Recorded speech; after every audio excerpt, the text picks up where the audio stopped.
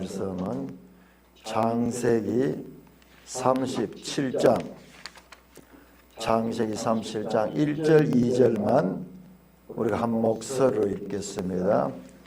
창세기 37장 1절 2절 시작. 야곱이 가나안 땅 곧 그의 아버지가 거류하던 땅에 거주하였으니 야곱의 족보는 이러하니라. 예, 거기까지 읽겠습니다. 야곱의 족보는 이러하니라. 우리가 2000년 원래 1월달 2월달이 창세기를 공부했는데 창세기 1장에서 36장까지를 1월달 2월달 두 달 동안에 원래 신년 들면서 그렇게 공부를 하고 이제 한 7개월이 지나서 마지막 그 37장에서 50장 그 부분을 공부하게 됩니다. 오늘 우리가 읽었던 이 2절에 보니까 야곱의 족보는 이러하니라 이렇게 시작이 됩니다. 자, 우리 매일 성경 16쪽 매일 성경 16쪽 오늘은 우리가 앞으로 약 한 달 가까이 공부하게 될 창세기 37장에서 50장의 내용이 어떠한 것인가, 또 더 나아가서 창세기 전체 내용이 어떻게 요약될 수 있는가를 생각하는 귀한 시간이 되겠습니다.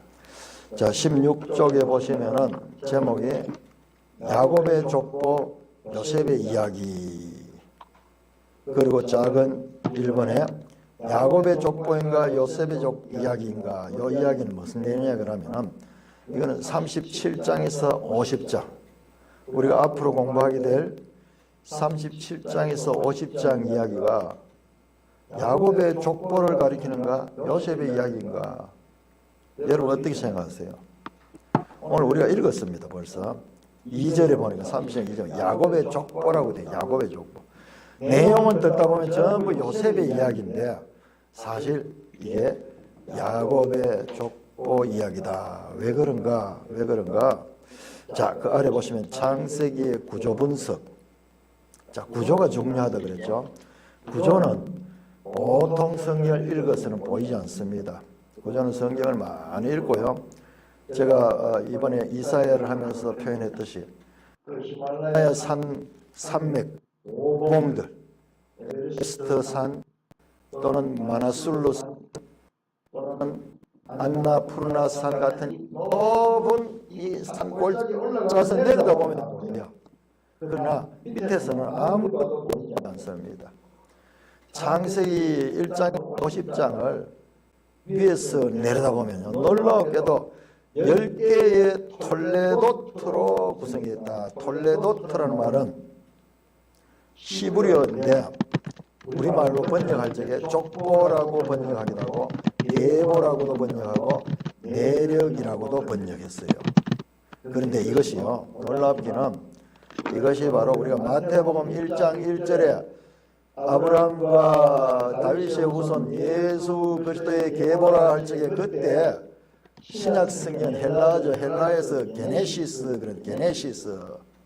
우리 또 영어에서는 제네시스 뭐 하면 창세기라고 하는 뜻이잖아요. 그 창세기라고 우리가 읽는 그 제네시스, 헬라어로 게네시스 하는 게 이게 같은 단어예요. 같은 단어. 계보라는 거예요. 그러니까 여러분 한번 보세요. 성경 전체에 처음 출발되는 창세기가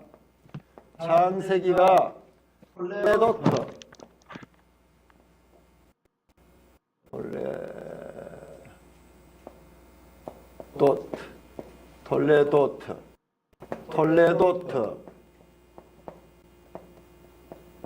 족보 계보 내역이라는 내역. 요 단어 구약 성경 창세기의 핵심 주제이며 또한 마태복음 신약 성경 첫 책인 마태복음 1장 1절의 주제가 바로 이 게네시스 하는 거예요.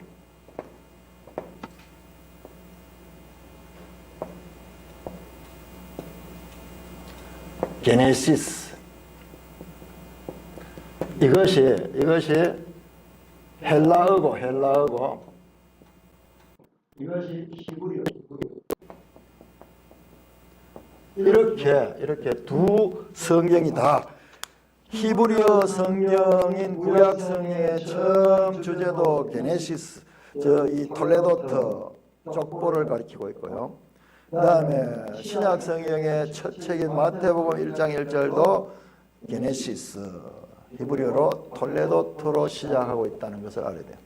성경이 이런 책이에요. 성경이 이렇게 신약과 구약이 구약 안에서도 서로 수미상관이지만 신약과 구약이 이렇게 수미상관이에요. 우리 지난번 워치만이 공부하면서 창세기와 요한계시록 마지막이 수미상관되는 걸 봤는데 그것은 크게 본 거예요. 더 자세하게 보면은 이런 관계들이 엄청나게 연결되고 있는 것을 보게 됩니다. 자, 거기에 보면 톨레도트에 따른 구조를 했는데 여기에 순서를 쌓으면 10개 딱 10개의 톨레도트를 합니다. 몇 가지만 한번 찾아보면서 우리 한번 보겠습니다. 먼저 2장, 창세기 2장 4절 보니까 2장 4절 이것이 천지가 창조될 때 하늘과 땅의 내력이니 갈 때 요 내력이 요게 톨레도트입니다. 톨레도트. 자, 이렇게 해서 첫 톨레도트가 이렇게 나오고, 다 5장 1절 보세요. 5장 1절. 이것은 아담의 계보를 적인 층이나 요 계보한 요게 톨레도트예요. 자, 불쩍 뛰어넘어가서 25장 한번 25장. 여러분 이걸 다 한번 찾아보는 게 좋아요. 아, 창세기가 우리가 그냥 읽었는데 이런 구조를 가지고 있구나. 10개의 톨레도트로 구성이 되어 있구나라는 것을. 자, 25장 12절 사라의 여종 애굽인 하갈은 아브라함에서 낳은 아들은 이스마엘의 족보는 이러하고 이스마엘의 족보는 하고요. 그 다음에 19절 보세요. 19절 아브라함의 이삭의 족보는 이러하니라. 에서의 족보가 36장에 나오고요. 그 다음에 오늘 읽었던 우리 37장 이전에 야곱의 족보 이야기 나오는 거예요. 야곱의 족보 이야기. 이렇게 창세기 1장에서 50장이 구조로 보면은 10개의 톨레도트로 이루어져 있다는 것을 알 수가 있습니다. 성경이 그냥 옛날 이야기같이 이렇게 쭉 기록된 거지만요, 알면 알수록 정교한 구조를 가지고 있다는 것을 알 수 있습니다. 이런 것들을 우리가 알면은 이 성경이 어떤 책인가를 점점 알아가는 거예요. 내용뿐만 아니라 그 구조가 어떤 걸 알 때 이게 하나님의 말씀일 수밖에 없다. 사람으로서는 어떻게 이렇게 사람이 여러 시대 이야기들을 이렇게 정교한 구조를 가지고 있는 책으로서 만들 수가 있겠는가 하는 겁니다. 자, 그 다음에 우리가 일반적으로 창세기는 내용에 따라서 구조를 하는데 그 2번입니다. 내용에 따른 구조. 내용에 따른 구조는 1장에서 11장까지는 원역사, 천지 창조에서부터 바벨탑 심판에 이르기까지 그 원역사를 다루고 있고, 그 다음에 12장부터는 아브라함이 등장하죠. 아브라함이 나온 12장에서 마지막 50장까지는 족장사로, 구원사라고 하지만은 족장사라고도 할 수 있어요. 족장사. 아브라함과 이삭과 야곱을 족장이랍니다. 그래서 족장사.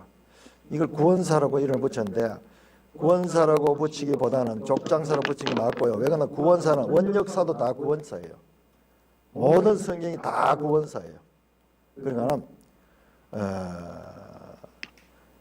12장에서 50장까지의 핵심은 백성을 창조하는 것. 하나님의 백성. 하나님의 백성은 아브라함의 후손들로 구성된 그 백성 이야기가 쭉 나옵니다. 그렇게 거기에 내용으로 보면 1장에서 11장 원역사, 창조, 흩어짐, 죄로 말미암아서 인간이 타락되고 인류가 번성했지만은 죄가 그 가운데 계속 번성하면서 마치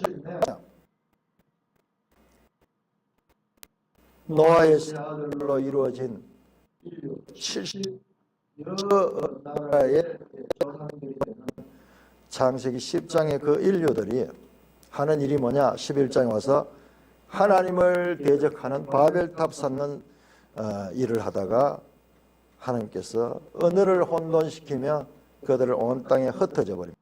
그래서 열국이 나라들이 자, 그 가운데서 하나님께서 아브라함을 갈대아 우르, 메소포타미아 갈대아 우르에서 아브라함을 불러냈습니다. 그래서 그 아브라함의 가족들 이야기 나오는데 이게 그냥 이야기지만은 그만 봐서는 안 돼요. 이게 뭐냐? 하나님이 어떻게 하나님의 백성들을 만들어내시고 그 백성들을 통하여 하나님의 구원 역사를 이루어가는가 하는 것을 우리는 이 이야기들 가운데서 찾아낼 수 있어야 될 것입니다. 자, 그런데 12장에서 25장 아브라함 이야기, 27장에서 36장 야곱 이야기, 37장에서 50장 요셉 이야기인데 이삭 이야기가 빠진 것 같죠?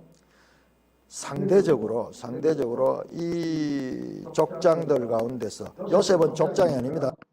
요셉은 족장이 아니라 아브라함과 이삭과 세 사람이 이삭 이야기는 상대적으로 좀 작게 돼 있고 또 이야기는 아브라함 이야기가 겹쳐져 있고 야곱 이야기가 겹쳐지면서 사실상 26장 하나가 단독적으로 이삭 이야기고요. 그래서 이삭 이야기는 족장사 가운데서 상대적으로 빈약한 분량을 차지하고 있다는 것을 알 수 있습니다.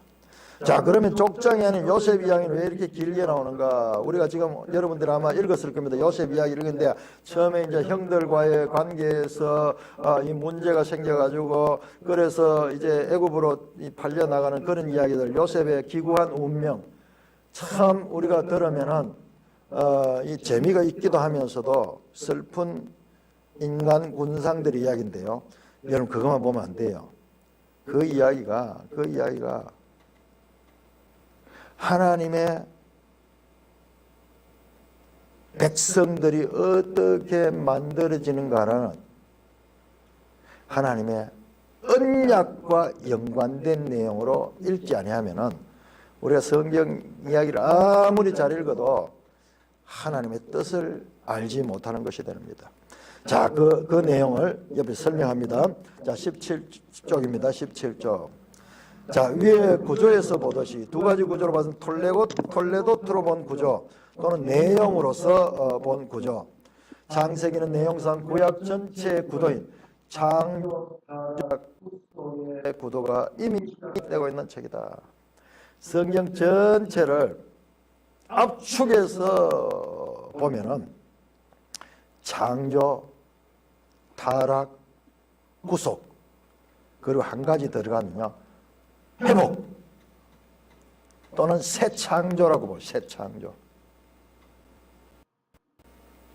자, 이것이 시작되고 하나님의 천지 창조는 인간의 죄로 인해 훼손되었다. 하나님의 창조가 인간의 죄로 말미암아 훼손되었습니다.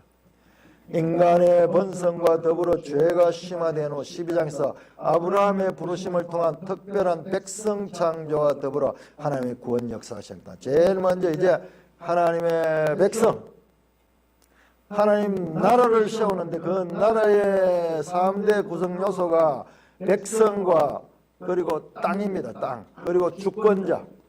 우리 세상 나라도 이 세 가지 국가의 3요소 주권, 그리고 토지, 그리고 백성, 그렇게 되듯이 하나님 나라도 마찬가지로 제일 그 가운데서 제일 먼저 백성 창조, 아브라함을 부른 데서 그 백성 창조가 시작이 됩니다. 자, 하나님의 역사는 어떻게 되는가? 우리 생각하고 달라요. 우리 사는 인생이 짧기 때문에 우리 눈앞에까지 못 보지만 하나님은 수천 년을 거슬러 가면서 하나님의 계획을 가지고 그 뜻을 이루어가는 내용이 창세기입니다. 이후 역사는 족장의 가족사이다. 아브라함 이야기, 그리고 아브라함과 그 자손들 이야기, 이삭과 그 가족들 이야기, 그 다음에 야곱과 그 가족들 이야기인데, 이걸 갖다 족장들의 가족사인데, 하나님께서 아브라함과 맺은 언약에서 맹세하신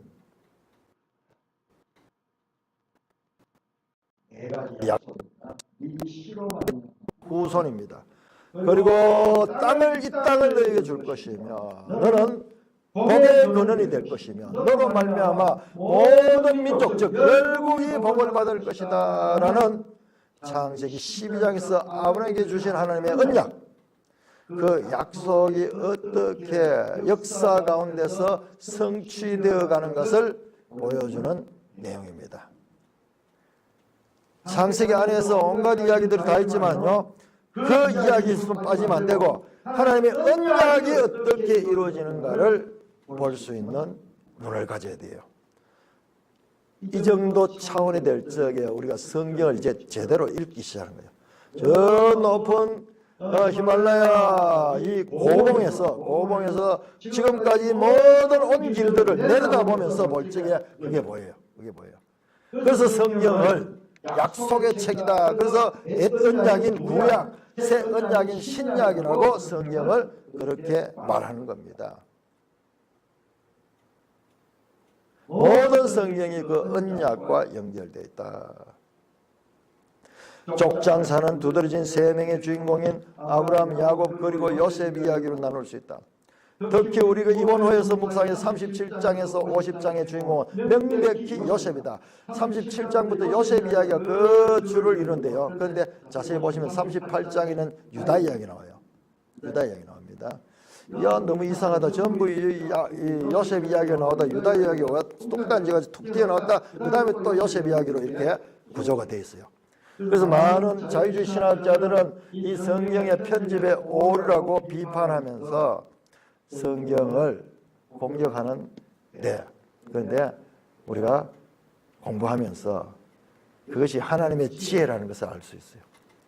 우리가 앞에서 이사야서를 공부하면서 하나님의 말씀 신탁이 이사야 1장에서 35장까지 신탁이었다가 갑자기 36장, 39장까지 역사 이야기가 나왔는데 이 두 개가 너무 생뚱맞고 어울리지 않는다고 표면적으로 그렇게 보이는데 우리가 전체적으로 봤을 때 이 역사서가 참으로 중요한 것을 우리가 봤습니다. 마찬가지예요.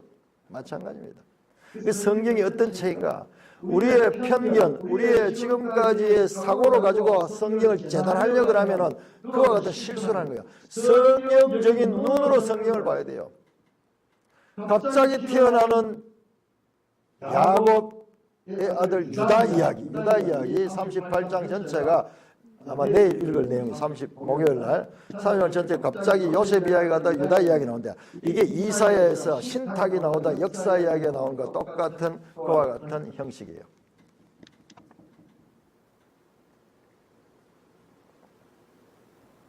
특히 우리가 이번 호에서 묵상해야 될 37장에서 50장의 주인공은 명백히 요셉이다. 그러나 그 이야기 나오네요.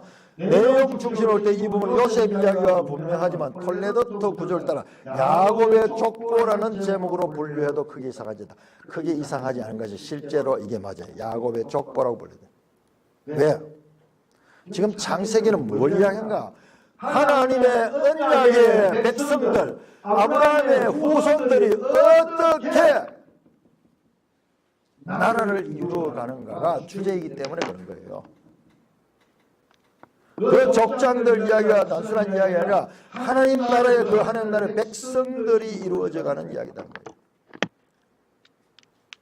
첫째, 이 거대한 달랑은 결국 이삭에 이어 야곱에게 재확정된 후손의 번성에 대한 약속이 결국 요셉을 통해서 어떻게 섭리적으로 성취되는지를 보여줍니다. 여기서 요셉은 야곱 가족의 후존과 후손을 번성하는 이런 데서 가장 중요한 배역을 맡는다. 전혀 그런 내용이 아닌 거지. 지금 형제간의 불화로 인해서 그 요셉이 팔려가지고 애굽으로 내려가는 이야기가 우리가 이번 주간에 읽었는데요.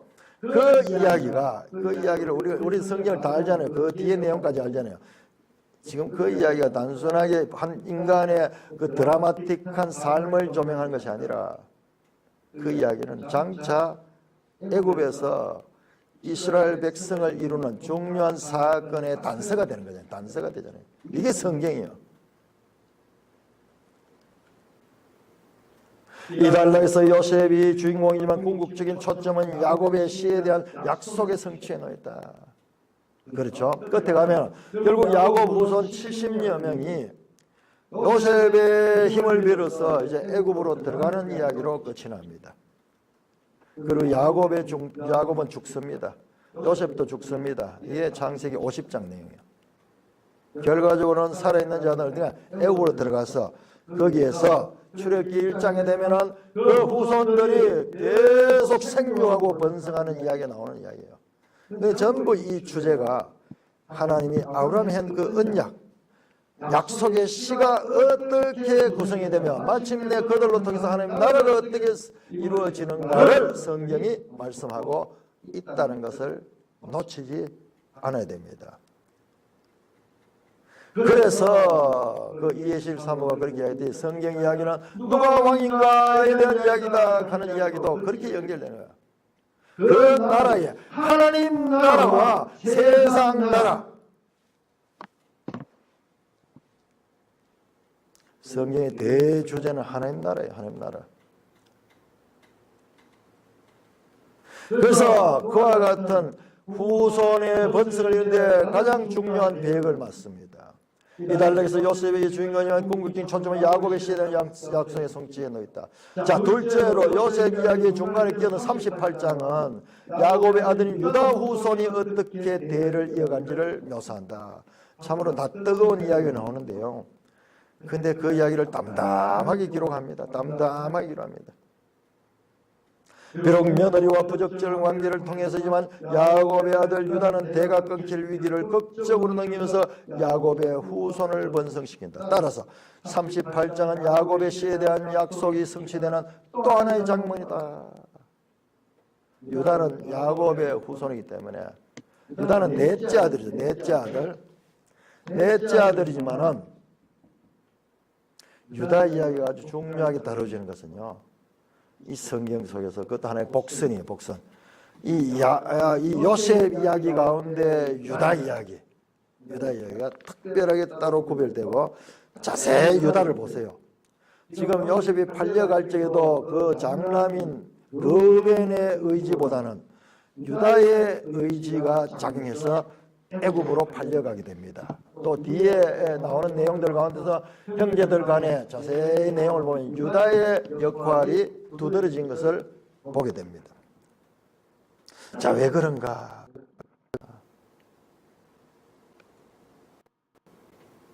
따라서 38장에 유다는 대가 끊길 위기를 극적으로 넘기면서 야곱의 후손을 번성했다. 따라서 38장은 야곱의 씨에 대한 약속이 성취되는 또 하나의 장면이에요. 이로써 엉뚱해 보이는 38장에 37장에서 50장을 야곱의 족보라는 제목으로 묶을 때 가장 자리했다. 왜 그러면 유다인가? 왜 유다인가? 여러분 보세요. 하나님께서는요, 지금 여자의 후손, 약속의 씨를 지금 찾고 약속의 씨다. 예? 후손에 관한 거, 후손. 이 지금 요셉이 아주 중요하게 나오면서 다 형제죠. 이 11째고 유다는 넷째. 첫째 루벤, 둘째 시몬, 그리고 셋째 이 사람들은 제외됩니다. 요셉 이야기가 쭉 요셉이 하나님의 약속의 씨를 잇는 이 인물이겠구나 생각이 드는데 그렇지 않아요. 유다예요. 유다. 49장에 나오면 49장에 유다 지파를 통해서 자, 그래서 이 가운데서도 유다를 특별하게 구별해서 말씀하는 것도 이와 같은 장차 있을 그 내용에 연결되는 복선이 깔리는 거예요. 복선이. 그럼 요셉은 뭐냐? 요셉은 그 아들 에브라임과 므낫세를 통해서 나중에 2배의 복을 받습니다. 복을 받습니다. 그러나 하나님의 언약의 이 신은 유다 지파로 이어지게 되는 것을 알 수 있습니다. 그러니까는 왜 갑자기 유다 족보가 나오는가? 유다 사건이 아주 엉뚱한 사건이 툭 튀어나오는데 그것은 바로 이와 같은 것을 성경이 말씀하고 있기 때문입니다. 자, 우리 성경 읽기가 어떻게 될 건가? 이번에 우리 이스라엘은 큰 고봉을 지나면서 자, 특별히 36장에서 39장의 그 역사 이야기, 히스기야의 영웅적이고 믿음으로 성공한 이야기와 그리고 38장의 연약한 히스기야 그리고 실패하는 히스기야 이야기, 이 두 개가 배치되어 있으면서 세계 경영자이신 하나님은 참으로 모든 역사를 주관하시며 그 하나님을 믿는 믿음으로 사는 사람들에게는 이와 같이 하나님께서 그들에게 형통함을 주시기도 하지만은 그러나 그 믿음을 가진 인간이 연약해서 그 믿음이 일관성이 없다. 그러면 엉뚱하게 이사야서의 39장의 끝은 아주 어두운 끝이 납니다. 어두운 끝이 납니다.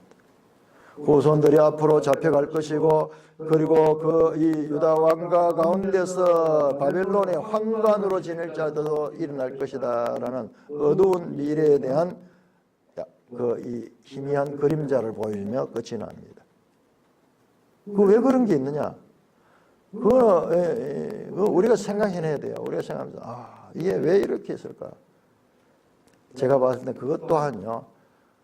사람으로 할 수 없고, 자, 40장에서 66장 이사야 마지막 부분에는요, 핵심 주제가 메시아예요, 메시아. 사람으로 할 수 없고, 섬기는 종으로서 메시아와 와야 되는 것을 거기에서 나타내고 있습니다. 그러니까 성경 이야기가요, 그냥 스토리만 가지고 아는 게 아니에요. 자, 셋째, 17쪽. 셋째, 요셉 이야기의 끝맺음은 야곱의 12아들의 미래 예언과 그의 장엄한 장래 이야기로 마무리된다. 물론 야곱의 장래 직후 요셉의 죽음과 장래 이야기지만 이 장면도 사실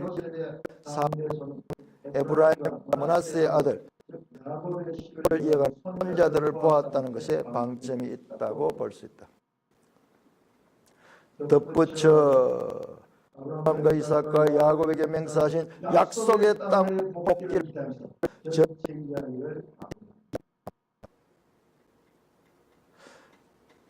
마지막에 죽으면서 유해를 나중에 이 땅으로 가나안 땅으로 들어갈 적에 자기 유해를 지금 이 장소가 애굽이거든요. 창세기는 저 메소포타미아 이 가나안 땅에서 메소포타미아에서 아브라함이 나와서 가나안 땅으로 계속 이야기했다가 마지막에는 애굽으로 들어가는 이야기예요. 애굽에서 요셉이 죽으면서 장차 이 가나안 땅으로 나갈 것을 약속합니다. 그때 내 유해를 가지고 가라는 이야기가 나옵니다. 그래서 창세기 마지막은 그 약속의 땅으로의 복귀를 기대하면서 전체 이야기가 마무리됩니다. 이러한 이유로 창세기 구조 관련 내용과 톨레도 둘 다 고려하는 것이 바람직하다고 판단하였다. 이 두 가지가 창세기 가운데 아주 중요한 같은 기준이 됩니다. 자, 2번 창세기 연대, 1번 족장들의 역사. 흔히 족장들 페트리아키라고 부르는데 족장들은 이스라엘의 위대한 시조인 아브라함과 이삭 그리고 야곱 들어갑니다. 아브라함, 이삭 그리고 야곱의 12아들 중 한 명인 요셉은 족장이 아니다. 그러나 요셉은 위대한 조상의 반열에 놓여있다. 오경의 창세기 마지막 장면에서 야곱이 이집트로 들어간 시기와 출애굽 사이의 간격을 403년 혹은 400년으로 계산한다. 따라서 족장들의 시대는 출애굽 연대로부터 산정할 수 있는데 출애굽 연대에 대한 견해는 크게 두 가지가 있습니다. 하나는 15세기설과 하나는 13세기설입니다. 자, 18조, 18조.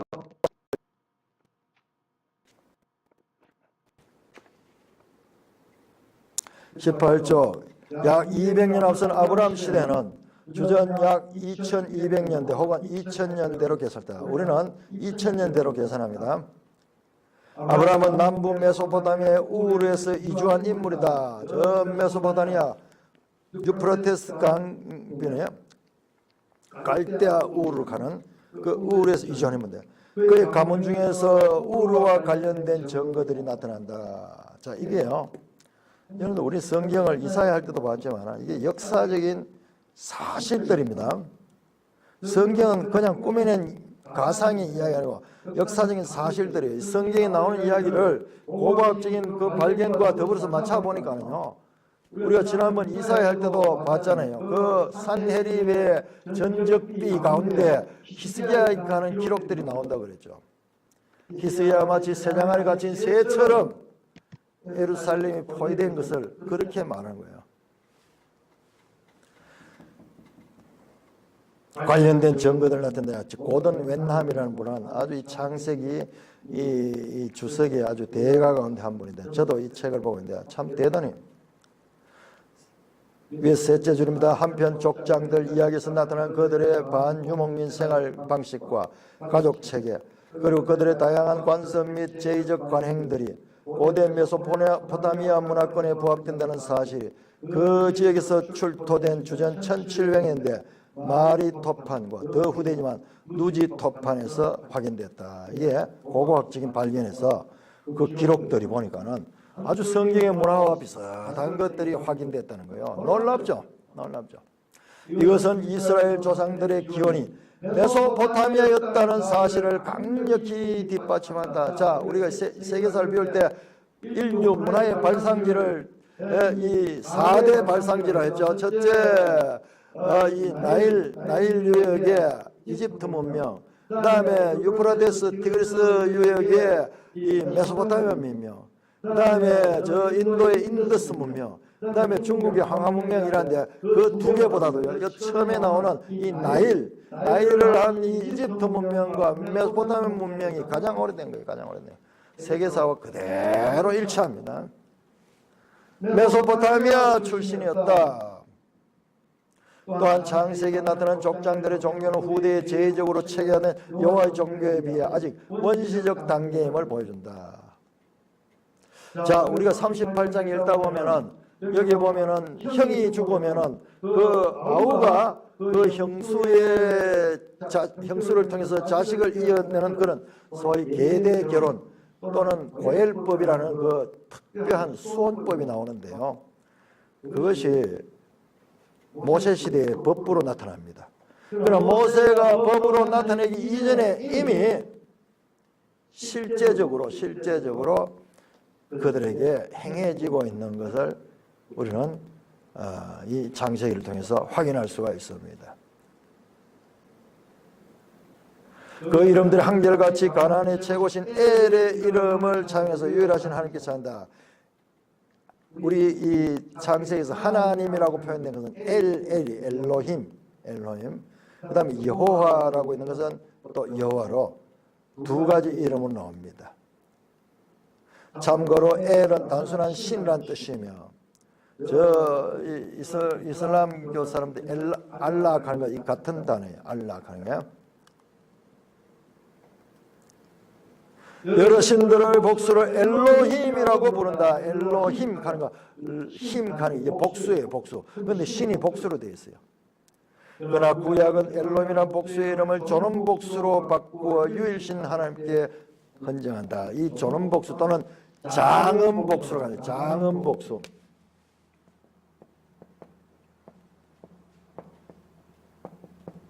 한 분이지만은 또한 삼위일체이시기도 하고 그러니까는 여기서 엘로힘이라고 그렇게 장엄 복수 유일신이지만도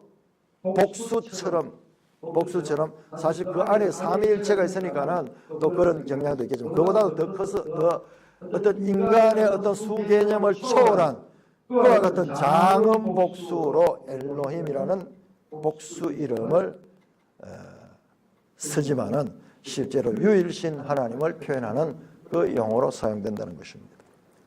이러한 다양한 하나님의 이름들은 후대에 거의 사용하지 않습니다. 고대 하나님의 이름을 족장사에 고스란히 남아있던 사실은 역설적으로 족장사가 고대로부터 전래되어 온 신빙성 있는 역사임을 간접적으로 증거합니다. 자, 두 번째, 요셉의 역사. 쭉 한번 읽어주세요.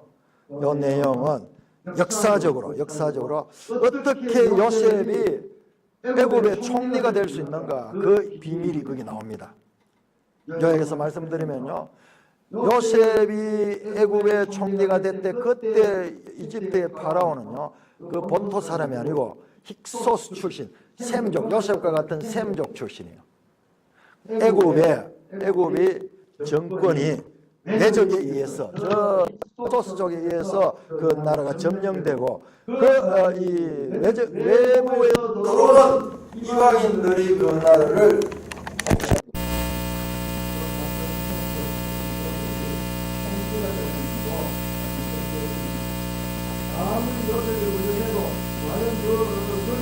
일어날 수 있는 게 참 의심 가는 부분이잖아요. 그래서 너무 좀 이야기가 쉽게 풀려지니까는 우리가 이 성경 이야기가 좀 뻥튀기 같고 좀 공갈치는 것 같고, 저 중국의 그 소설들의 이 뻥을 많이 치는데 그런 책같이 보기 쉬운데 그렇지 않아요.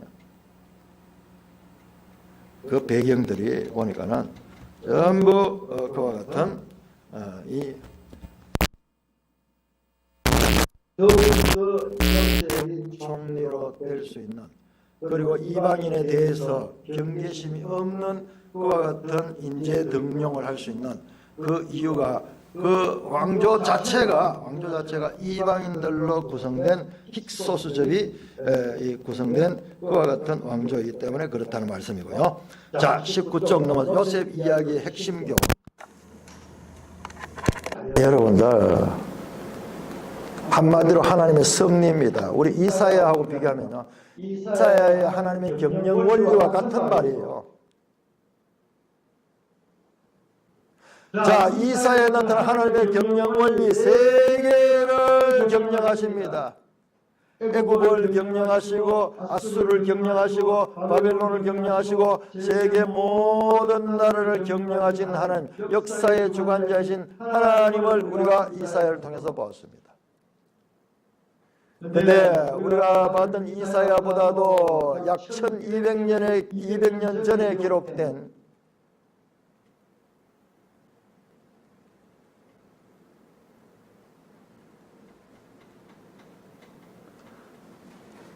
창세기에서는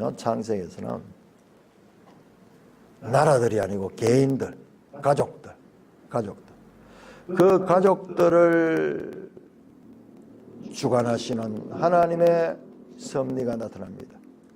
독자들이 요셉 이야기에서 살펴야 할 핵심 내용은 다음과 같습니다. 특히 우리는 이 이야기에서 야곱의 가정을 이끄시고 자연과 역사를 주관하는 하나님의 섭리에 주목해야 합니다.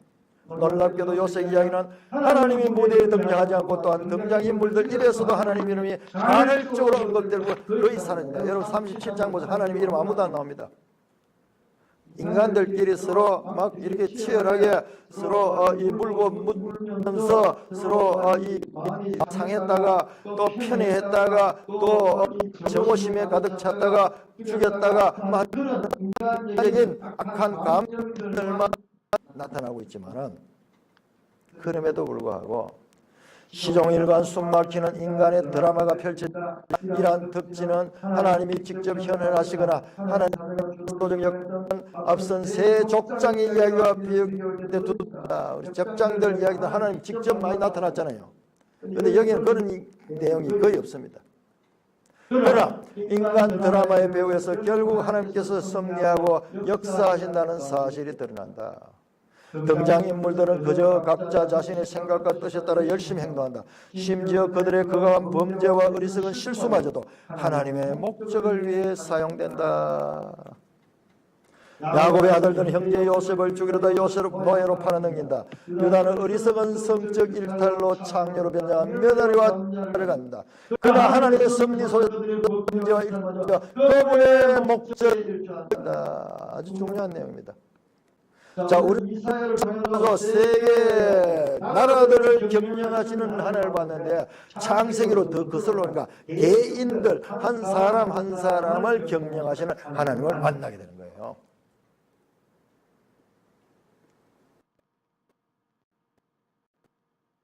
자본주의 표 가운데 이런 게 있어요. 나는 열심히 자기 이기심을 따라서 열심히 일한다. 그러면 사회가 다 잘 사는 거예요.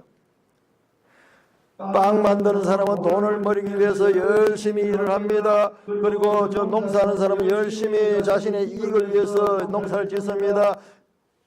공부하는 사람은 마찬가지로 출세하기 위해서 열심히 공부합니다. 각자 이기심을 따라 살아가고 있지만 결국 그것들이 다 어울려가지고 시장을 형성하게 되고 서로가 필요를 채우면서 서로가 도우는 가운데서 그렇게 자본주의가 흘러가는 거예요.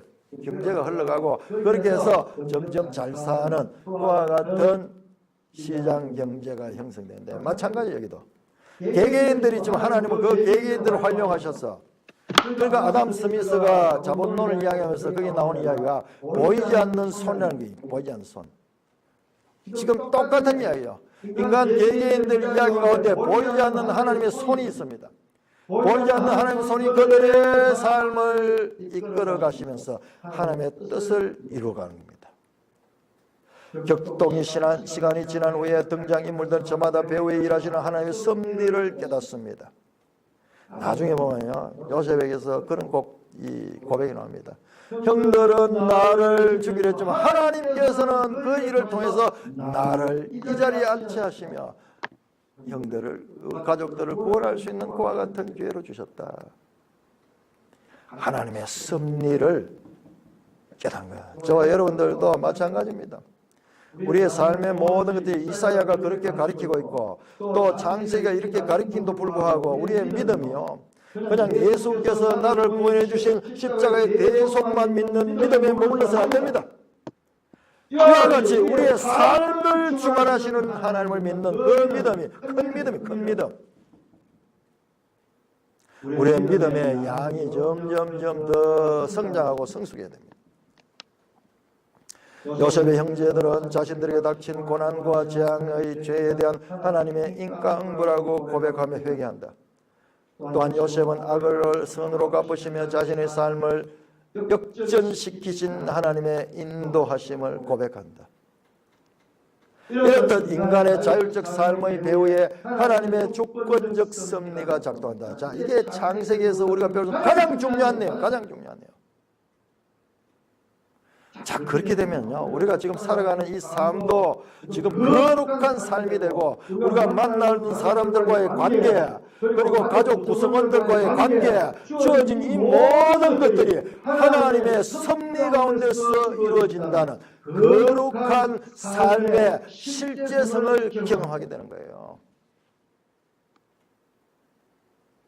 인간의 행동 넘어 초월적 섭리로 하나님의 목적은 궁극적으로 성취되며 동시에 인간은 자신의 행동에 대한 책임을 피할 수 없다.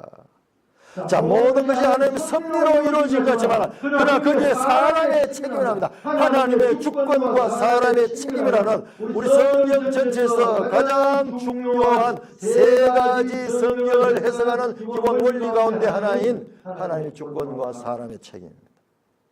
다른 하나는 구원 계시의 발전성, 다른 하나는 시작된 종말론. 제가 늘 강조하는 성경을 해석하는데 이 세 가지의 기본 원리를 빼뜨리고 성경을 읽으면 절대 바르게 해석할 수가 없습니다.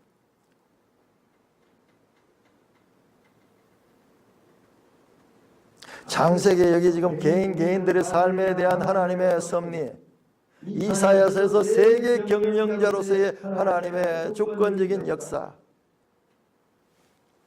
이 변화, 창세기는 개인 중심인데 저 이사야서는 국가 중심으로 변화될, 이게 뭐예요? 구원 계시의 발전성이에요. 발전성. 개인에서 그리고 나라로, 나라에서 세계로 나가는 하나님의 구원 계시의 발전성이 여기서도 우리가 확인할 수가 있는 것입니다.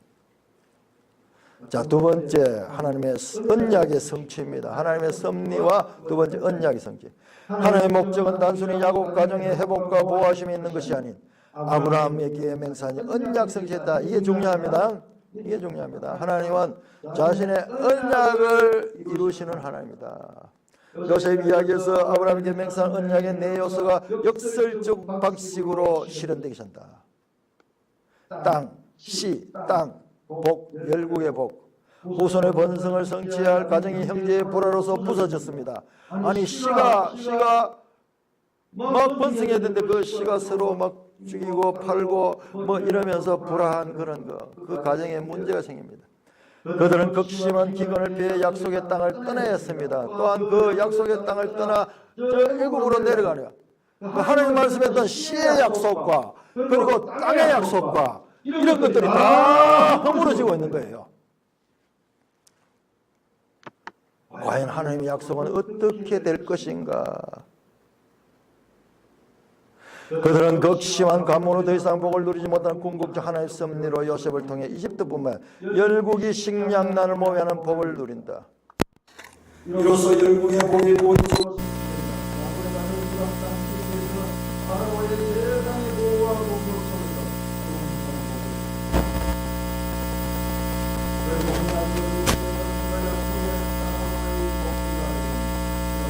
모든 언약의 약속이 놀라운 방법을 성취한다. 이게 성경입니다.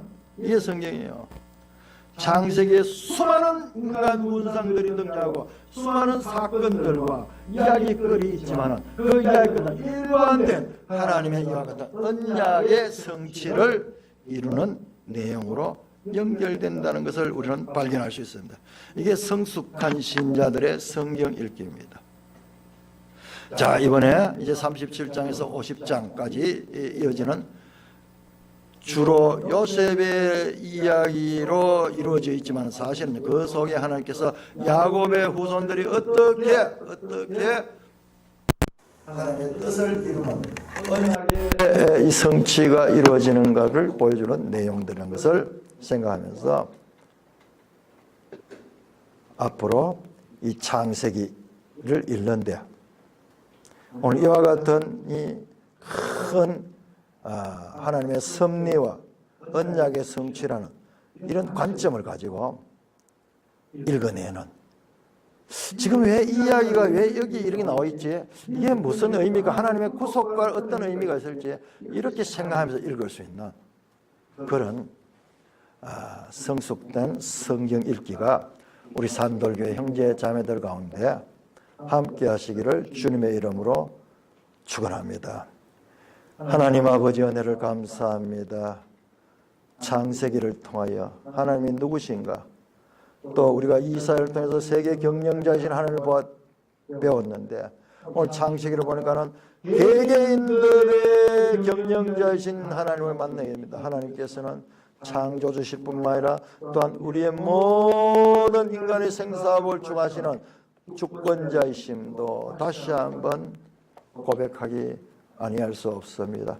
아버지 하나님, 저희들이 하나님의 말씀을 통하여서 하나님의 뜻을 바르게 알고 그 하나님 기뻐하시고 원하시는 삶을 살아낼 수 있는 저희들 되게 하시고 또 이 나라의 민족을 불쌍히 여기시고 은혜를 베풀어 주셔서 이렇게 예배조차 마음대로 모여서 드릴 수 없는 시대를 맞게 한 것도 하나님의 섭리 가운데 어떤 의미가 있는지 바르게 생각할 수 있게 하여 주옵시며 또한 그런 가운데서도 하나님께서 피할 길을 주시며 더욱더 새로운 또 복음 전파의 모든 이와 같은 환경이 조성된 후에 이런 일이 일어나니까는 우리는 흩어져서도 때로는 평소에 주일 수요일이나 잘 참여하지 못하더라도 이 시간을 함께 할 수 있는 어떤 면에서 더 놀라운 그와 같은 일도 할 수 있는 그와 같은 경험을 하게 되는 것도 알 수 있습니다. 이 인터넷 강국 대한민국에서 또한 복음 전파에서도 이와 같은 기술들이 잘 사용될 수 있도록 인도하시는 하나님을 찬송하며 우리 사랑하는 형제 자매들 삶 가운데 주권적으로 역사하시는 하나님의 뜻과 그리고 하나님의 언약에 대한 바른 믿음을 가지고 믿음으로 살아내는, 그래서 거룩한 가정, 가족 관계가 이와 같은 승리 가운데서 이루어졌으며, 직장 관계가 승리 가운데 이루어지며, 이웃 관계가 승리 가운데서 이루어지며, 이나는 모든 사건들이 그냥 우연히 아무런 의미 없는 사건이 아니라 그 사건들조차도 하나님의 뜻 가운데 해석해내는 믿음의 삶을 사는 성숙한 성도들 되게 하여 주시옵소서. 우리 주 예수 그리스도의 이름으로 감사하며 기도드리옵나이다. 아멘.